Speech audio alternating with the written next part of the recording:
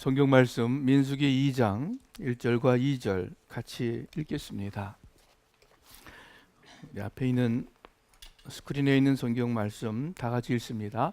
여호와께서 모세와 아론에게 말씀하여 이르시되 이스라엘 자손은 각각 자기 진영의 군기와 자기 가문의 기호 곁에 진을 치되 회마 사방으로 치라. 아멘. 애굽의 노예 생활에서 해방을 받은 이스라엘 민족이 하나님께서 약속하신 가나안 땅에 들어가기 전에 시내 광야, 지금의 시나이 반도죠. 시내 광야에서 약 40년간을 지냈습니다. 어른만 60만이 되는 대단한 숫자의 사람들이 광야에서 함께 생활했습니다. 이들이 어떤 장소나 또 어떤 산이나 이런 광야에서 거주할 때 또는 다른 곳으로 이동할 때 엄청난 숫자가 이동하는 거죠. 민족의 대이동이죠. 그냥 되는 대로 불규칙적으로 행한 것이 아닙니다. 통일성을 가지고 아주 질서 있게 진을 이루면서 정착했고 또 진을 이루면서 이동했습니다. 이스라엘이 모두 몇 지파죠? 12지파죠. 그런데 구약 성경에 실제 자주 나오는 지파의 수는 몇 개죠? 13개예요. 그 요셉의 공을 인정해서인지 요셉의 두 아들 므낫세와 에브라임을 각각 한 지파처럼 인정했습니다. 그래서 가나안 땅을 정복하고 땅을 분배받을 때에도 그 므낫세와 에브라임 두 아들이 각각 한 지파처럼 땅을 분배받았고 권리를 행사했습니다. 대신 레위 지파는 땅을 받지 못했죠. 성막을 중심으로 살고 또 봉사했던 레위 지파는 땅을 못 받았어요. 그래서 그 여호수아에 의해서 그 땅이 분배될 때 마찬가지로 12지역으로 땅이 분배되었습니다. 자, 이 이스라엘 사람들이 광야 생활을 할 때 어떻게 이동을 했냐면 그 가운데 중앙에 성막이 있고 레위 지파가 성막을 둘러서 동서남북으로 진을 쳤습니다. 레위 지파는 그 제사를 담당하고 성막을 관리했기 때문입니다. 그리고 나머지 12지파가 동서남북에 각각 3지파씩 포진했습니다. 동쪽에 유다, 이사갈, 스불론, 남쪽에 루벤, 시므온, 갓지파, 서쪽에 에브라임, 므낫세, 요셉의 두 아들이죠.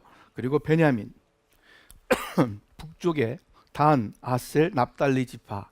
이렇게 가운데에는 성막을 중심으로 동서남북에 진을 치고 거주했습니다.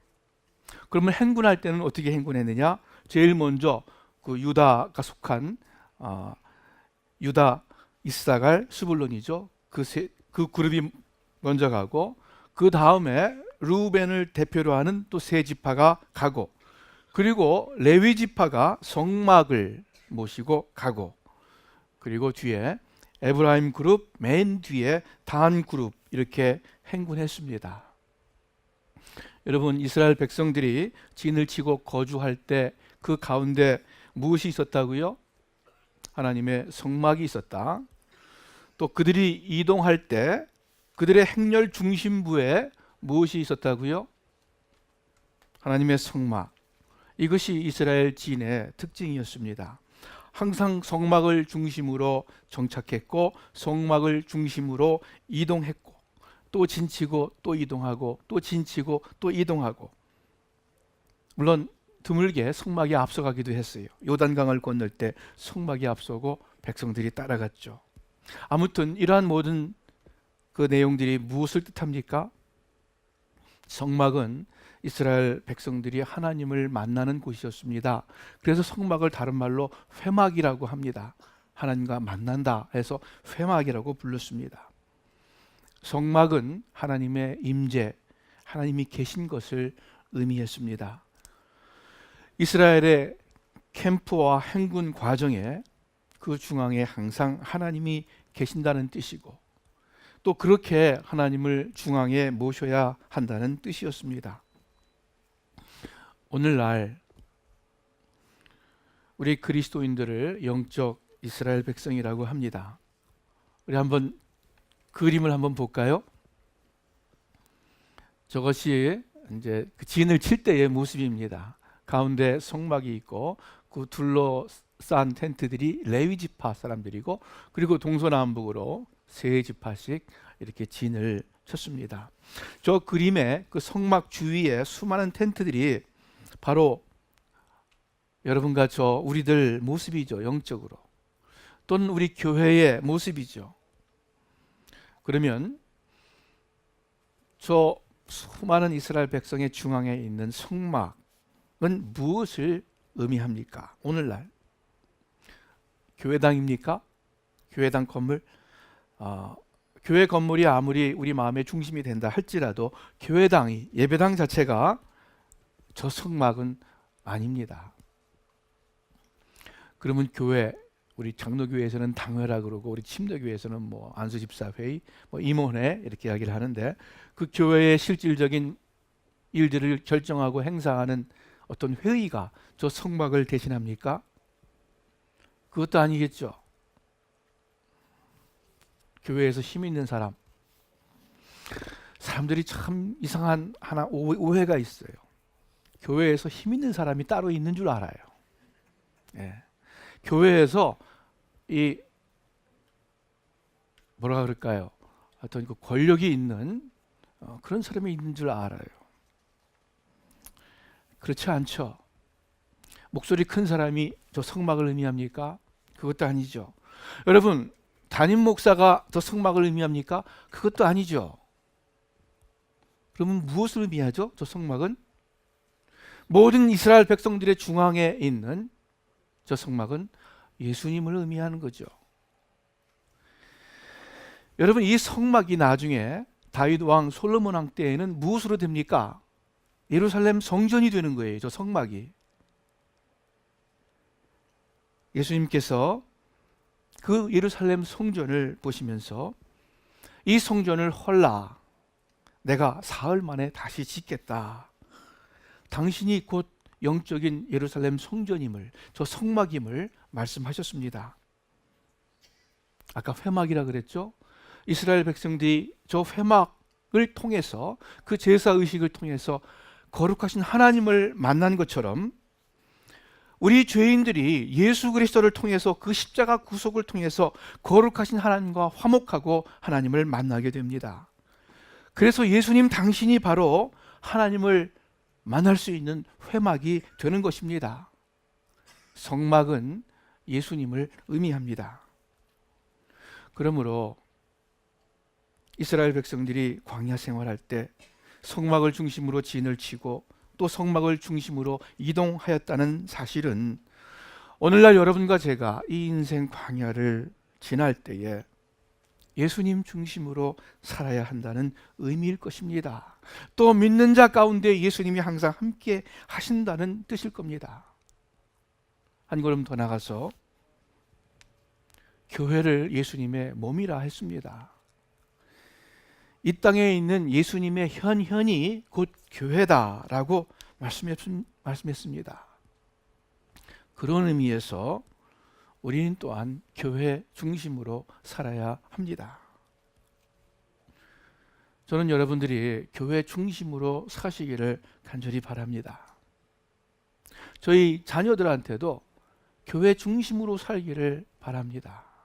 교회가 아무리 큰 영향력을 끼치지 못하고 또 이 세상에 아무리 많은 교회가 타락을 했다 하더라도 여전히 하나님의 구원의 역사는 교회를 통해서 나타납니다. 여전히 우리는 교회 중심으로 살도록 구원을 받았습니다. 밤낮 교회에서 살라는 뜻 아닙니다. 또 교회 봉사 많이 하라는 뜻도 아닙니다. 어떤 사람이 늘 교회 오고 또 일도 참 많이 하는데 가정이나 친척 간에, 이웃 간에 별로 바람직하지 못한 그러한 삶이라면 그 사람은 교회 중심이 아니에요. 예수님 중심으로 사는 삶이 아닙니다. 또한 교회 사람들끼리 오래 사귀어서 익숙하고 편하고 친하게 되어서 좋은 거예요. 그러나 그렇게 해서 친하게 되어서 자주 만나고 함께 행하는 것, 그것도 교회 중심이라고 말할 수 없어요. 그것도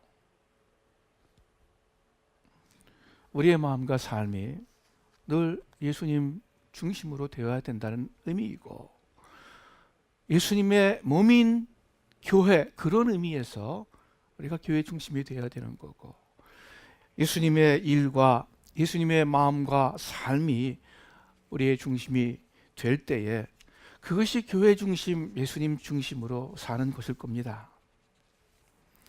여러분, 교회에 나오지 않고 예배 드리지 않고 나 혼자 기도하고 성경 읽는 것도, 그것도 교회 중심, 예수님 중심이라고 할 수 없습니다. 그럴 수 없어요. 두세 사람이 내 이름으로 모인 곳에, 두세 사람이 내 이름으로 모인 곳에 나도 그들 중에 있느니라. 예수님께서 계시면은 그 임재하시는 곳이 곧 교회겠죠. 두세 사람이 내 이름으로 모인 곳에 많을 필요는 없어요. 그러나 한 사람은 안 돼요. 두세 사람이어야 돼요. 교회를 이룰 수 없어요. 즉 예수님 안에서 진정한 교제와 사랑이 있는 모임이, 그것이 교회입니다. 꼭 필요한 경우가 아니라면은 가능한 주일에는 교회 와서 함께 예배드리고 또 성경 공부하시고 또 교제하시기를 바랍니다. 할 수만 있으면 목장 모임에도 참석해서 마음문을 열고 믿음 안에서 진정으로 교제하시기를 바랍니다. 그러한 교제권을 형성하시기를 바랍니다. 왜? 그것이 교회이기 때문에 그래요. 그것이 교회이기 때문에. 우리가 다들 바빠서, 특히 이민 사회에서 또 좀 폐쇄적인 사회이기 때문에 교회를 다니는 많은 분들이 주일날 교회 한번 딱 예배드리고 전혀 다른 만남이나 뭐 전화 통화나 사귐이나 전혀 없는 경우가 많이 있습니다. 이해하고 이 어떤 한정된 형편 가운데 있기 때문에 그렇지만, 그러나 우리는 항상 목표를, 이 진정한 교회 중심의 삶을 목표로 삼아야 됩니다.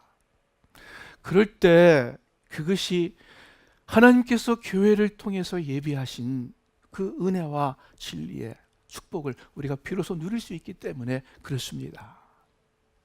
주일날 교회 와서 예배 시간에 아무리 말씀의 은혜를 받아도 물론 귀해요. 꼭 필요해요. 우선은 그것이 필요할지 몰라요.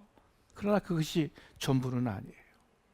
하나님께서 우리에게 예비하시고 또 계획하신 그 일과 그 축복의 전부는 아니다, 그거예요. 그래서 여러분, 그런 의미에서 예수님 중심, 교회 중심으로 여러분의 삶을 조정하시기를 주님의 이름으로 축원합니다. 히브리서 10장에 보니까 이런 말씀이 있습니다. 우리 다 같이 한번 읽겠습니다. 어떤 사람들의 습관과 같이 모이기를 중단하지 말고 서로 격려하여 주님이 오실 날이 가까울수록 더욱 모이는 일에 힘씁시다. 아멘. 가난한 교인들이 참 많이 있어요. 우리가 그분들을 목적으로 전도하려고 애를 씁니다. 또 가난한 교인들이 많이 있게 된 어떤 그런 것에 목사로서 책임감을 느낍니다. 이해합니다. 그러나 가난한 교인이라는 것은 사실은 말이 안 되죠. 교회 안 나가고 교인이라고 할 수가 없기 때문에 그렇습니다. 이 가난한 교인이 오늘날의 현상만은 아니었던 것 같아요. 예수님 당시 때도, 초대교회 때도 그런 일들이 있었어요. 여기서 어떤 사람들이 다르죠? 어떤 사람들은, 여러분, 예수 안 믿는 사람들이 아니에요. 예수 믿는 사람들이에요. 이었어요. 그런데 교회를 한 번, 두 번 빠지게 되었습니다. 교회에서 상처를 받거나 뭐 싸웠거나 문제가 있거나 해서 이제 교회를 안 나갑니다. 아무개가 보기 싫어서 안 나갑니다. 두 번째 안 나갑니다. 처음에는 안 나가면 마음에 짐이 되고 찜찜하죠. 그런데 3번, 4번 안 나가 보세요. 나중에 괜찮아져요. 교회 나가는 게 어색하고 이상해요. 습관이 되는 거예요. 어떤 사람들이 습관이 되었어요. 교회 안 나간 것이. 그러다가 결국 중단하게 됩니다. 가난한 교인이죠, 그것이. 그런데 뭐라고 권면합니까? 그렇게 하지 말아라. 모이기를 중단하지 말고 격려하고 말세가 올수록 더 모이는 일에 힘쓰자 하고 권면하고 계십니다. 그래서 저는 어떤 분들이 왜 교회에 모입니까? 왜 교회 꼭 나가야 됩니까? 그러면 사실 어떻게 말로 설명을 잘 못하겠어요. 그러나 분명히 히브리서 10장 25절 모이기를 중단하지 말고 서로 격려하여 주님이 오실 날이 가까울수록 더욱 모이는 일에 힘씁시다 말씀하고 계시잖아요, 성경에. 우리가 그 말씀대로 따라야죠.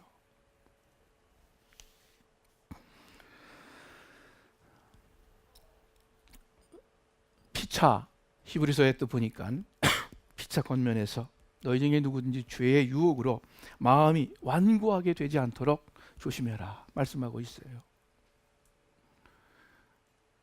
교회에 나가지 않으면 점점 마음이 완고하게 됩니다. 성막이 언제 어디서나 이스라엘 백성들 그 진 중앙에 있었듯이 예수님께서 언제 어디서나 여러분과 저의 삶 가운데 계시기를 바랍니다. 또 예수님은 우리들 삶 가운데 항상 계십니다. 예수님의 마지막 말씀이 뭐였죠? 제자들한테 하신 마지막 말씀. 예? 볼지어다 내가 세상 끝날까지 너희와 항상 함께 있으리라. 내가 너희와 함께 있겠다. 너희와 예수 그리스도를 주님으로 부르는 성도들과 함께 있겠다고 예수님 말씀하셨습니다. 구약 시대에 하나님께서 성막을 통하여 이스라엘 백성들을 만나시고 늘 함께 하셨습니다. 그러다가 성자 예수님께서 육신으로 이 땅에 오셔서 사람들과 실제 함께 하셨습니다. 제자들을 부르셔서 늘 함께 하시고 또 군중들과 함께 하셨고 죄인들과 함께 하셨습니다. 예수님은 사람들 싫다고 피한 적이 한 번도 없어요. 항상 공생의 기간 사람들 가운데 계셨어요. 그리고 오늘날 신약시대 때 예수님께서 예수님의 영으로 그리스도의 성령으로 우리들과 함께 거하시고 일하시고 그리고 역사하십니다.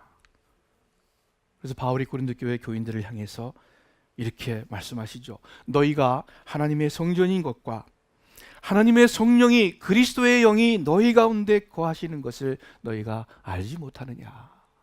그리스도의 영, 성령께서 우리 교회 가운데 또 여러분 개인의 삶 가운데 여러분의 가정 가운데 분명히 거하십니다. 자, 하나님의 성막이 이스라엘 진 가운데 있었고 주님이 우리와 그리스도의 영으로 함께 하신다. 이 구체적인 의미가 무엇이겠습니까? 3가지만 우리 정리를 합니다. 첫째, 말 그대로 주님이 우리와 함께 하신다. 우리를 버리지 않고 떠나지 않고 늘 내 곁에 서서 나와 함께 하신다는 의미입니다.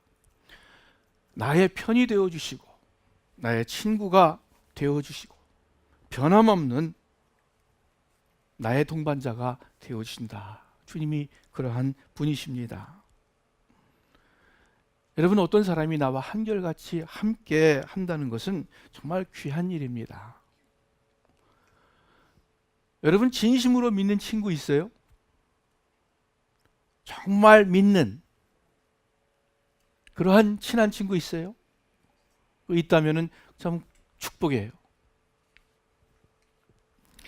계속해서 나와 한 마음이 될 수 있는 사람, 계속해서 뭐래도 나의 편이 되어줄 수 있는 사람, 참 쉽지 않죠. 아무리 친했던 친구도 등을 돌리는 경우가 많이 있습니다. 교회 안에서 아무리 가까웠던 사이라 할지라도 싸우고 멀어지는 경우가 종종 있습니다. 뭐 사소한 일 가지고도 그렇고 돈 문제로 사이가 벌어지고 얼마나 우리가 많이 보았습니까? 참 안타까워요. 점점 사회에서 정말 내가 믿을 수 있고 또 나를 믿어주는 그러한 친구, 그러한 성도가 귀하게 되었다는 것이 참 안타깝습니다.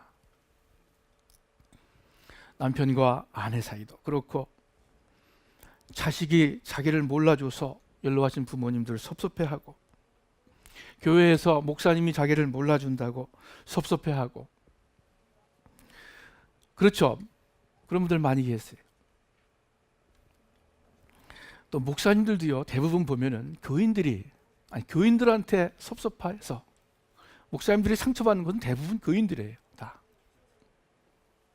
아마 또 교인들이 상처받는 것도 아마 제일 중요하게 목사님일 거예요. 다 부족한 인간인지라 이 인간 관계 가운데 오해가 있고 섭섭함이 있고 갈등이 있습니다. 이 세상은 그렇습니다. That's the world.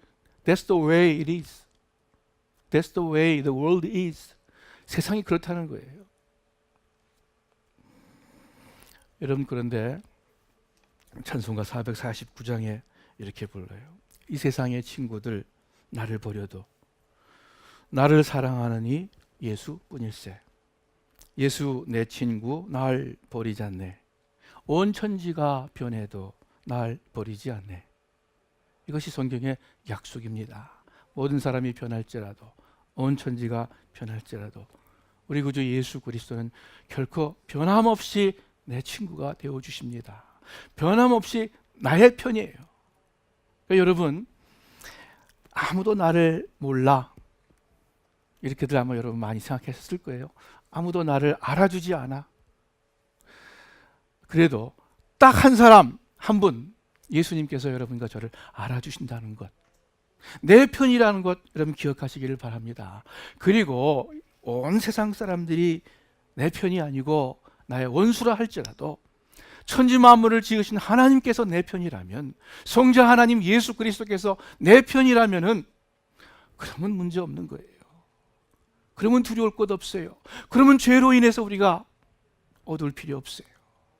나를 사랑하시고 나를 대신해서 십자가를 지셔서 나의 죄를 씻어주신 예수님이 내 편이신데, 예수님이 끝까지 나의 유일한 친구가 되어주신다는데, 이 세상에 무슨 좀 섭섭한 일 가지고 우리가 거기에 사로잡힐 필요 없습니다. 바울이 이렇게 고백합니다. 그 사역을 마칠 때쯤, 죽기 순교 당하기 얼마 전입니다. 디모데 후서에 제가 읽을게요. 4장 16절에 내가 처음 변론할 때, 내가 처음 전도할 때라고 생각할 수 있겠죠. 아무도 내 곁에 있지 않았고, 물론 여기서 이 처음 전도할 때 그때를 말하는 것은 아닙니다. 에베소 교회에게 이야기하는 건데, 아무도 내 곁에 있지 않았고 모두 나를 남겨두고 떠나갔습니다. 나는 그들에게 허물이 돌아가지 않기를 바랍니다.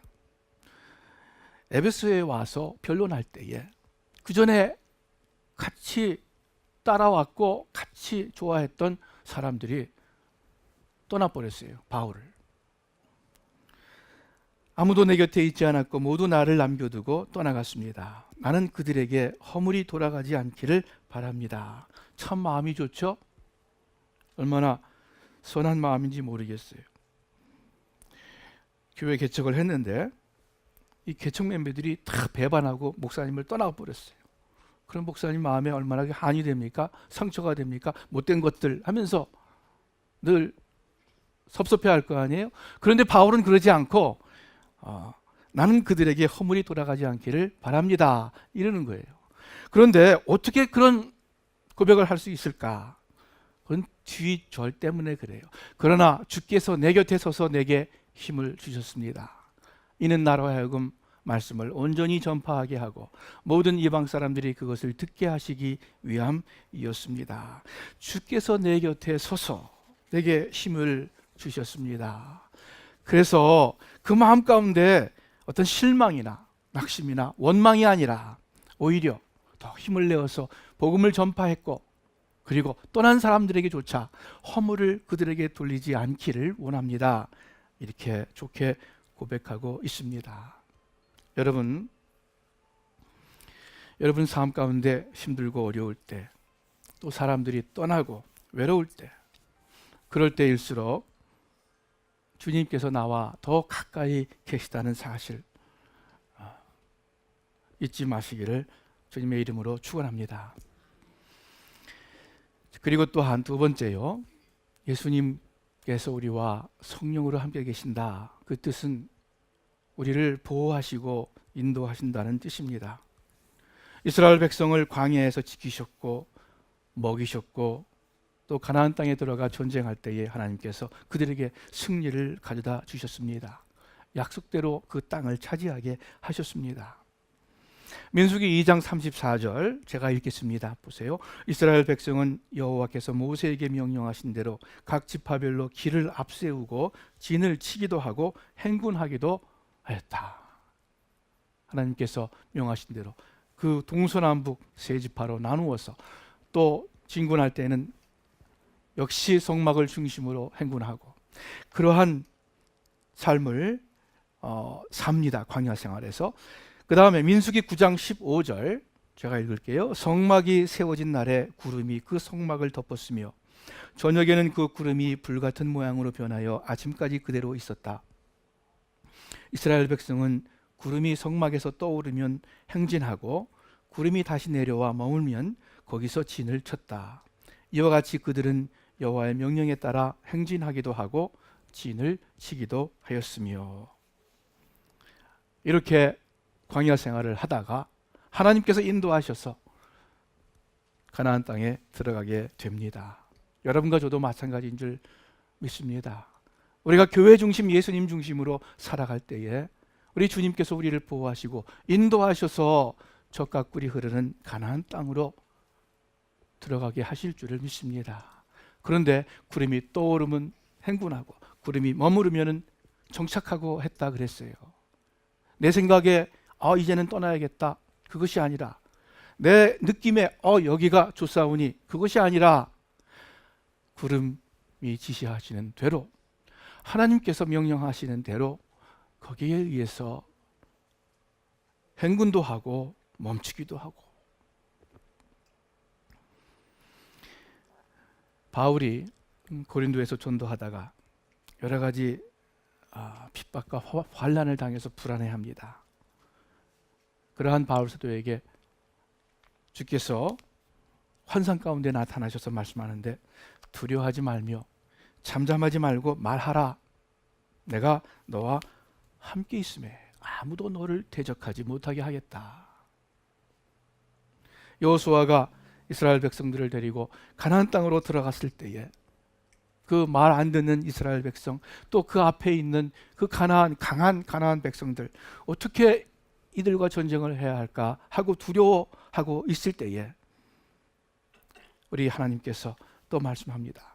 내가 네게 명한 것이 아니냐. 마음을 강하게 하고 담대히 하라. 두려워 말며 놀라지 말라. 내가 어디로 가든지 하나님 여호와가 너와 함께 하느니라. 이렇게 말씀하셔서 여호수아가 그 전쟁을 치를 수 있었습니다. 여호수아처럼, 또 사도 바울처럼, 이스라엘 백성들처럼 여러분과 저도 마찬가지인 줄을 압니다. 내가 물 가운데로 지날 때에 내가 함께 할 것이라.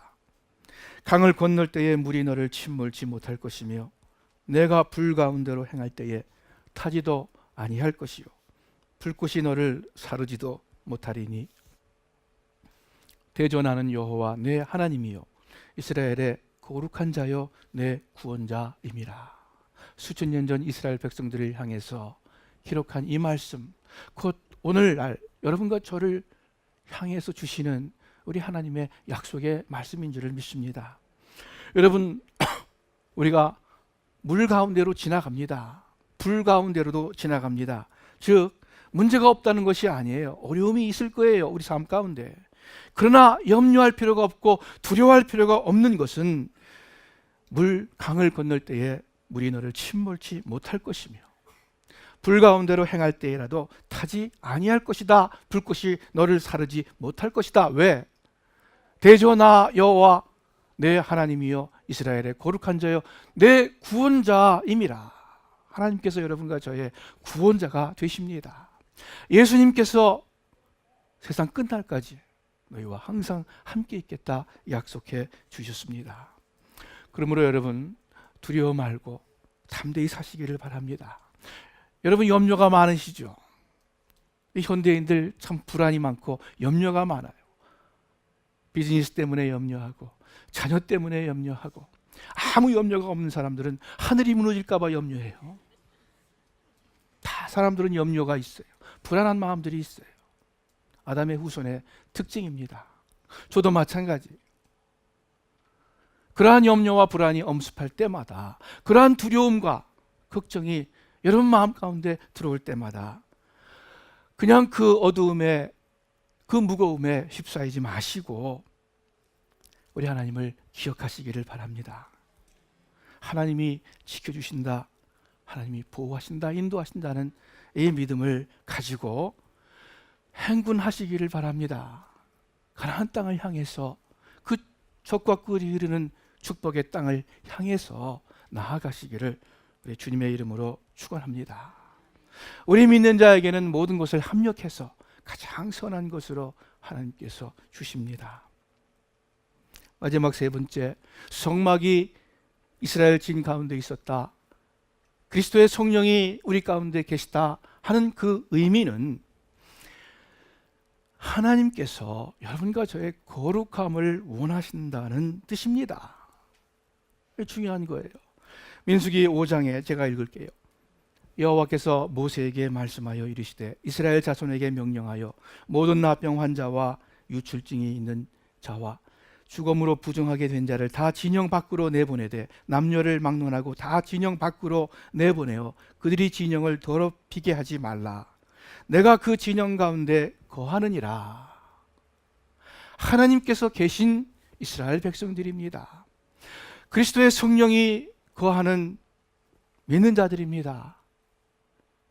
그러므로 더러운 것을, 불경건한 것을 그 가운데 두지 말아라 말씀하고 있습니다. 고린도후서 6장 제가 읽어드릴게요. 하나님의 성전과 우상들이 어떻게 하나가 될 수 있습니까? 우리는 살아계신 하나님의 성전이기 때문입니다. 하나님께서 말씀하신 바와 같습니다. 내가 그들 가운데 거하고 그들 가운데 행할 것이니 나는 그들의 하나님이 되고 그들은 내 백성이 될 것이다. 그러므로 너희는 부정한 것을 만지지 말라. 그러면 내가 너희를 영접할 것이다. 부정한 것을 만지지도 말라 말씀하고 있습니다. 하나님의 진영을 더럽히지 말라고 말씀합니다. 교회를, 가정을, 여러분의 마음을, 여러분의 삶을 세상의 것으로 더럽히지 마시기를 바랍니다. 세상의 악한 풍조를 절대로 따르지 마세요. 이것쯤이야. 세상 사람들이 다 하는데. 여러분, 그런 마음 갖지 마세요. 이웃을 배려하고 이웃을 위해 살아가는 이웃 사랑의 예수님의 계명을 늘 마음 가운데 품고 그것을 스탠다드로 알아서 여러분 모든 삶 가운데 적용하시기를 바랍니다. 여러분과 저의 거룩함이 바로 성막이 백성 중앙에 있었던 또 다른 의미입니다. 그리스도의 성령께서 우리 가운데 거하신다는 그 의미, 이것 또한 결과가 되어야 합니다. 우리가 찬송 한 장 부를 텐데, 나의 갈 길 다가도록 예수 인도하시니 어려운 일 당한 때도 족한 은혜 주시네. 어려운 일 당한 때도 하나님은 은혜를 주십니다. 나는 심히 고단하고 영혼 매우 가라나. 때로는 심히 고단하기도 하고 내 영혼이 가라기도 하지만 바로 그럴 때에 또한 나의 앞에 반석에서 샘물 나게 하시네. 우리 그러한 주님이십니다. 그러한 예수님 중심으로 또한 교회 중심으로 살아가시는 우리 모든 스마 교회 식구들 되기를 주님의 이름으로 축원합니다. 기도하겠습니다.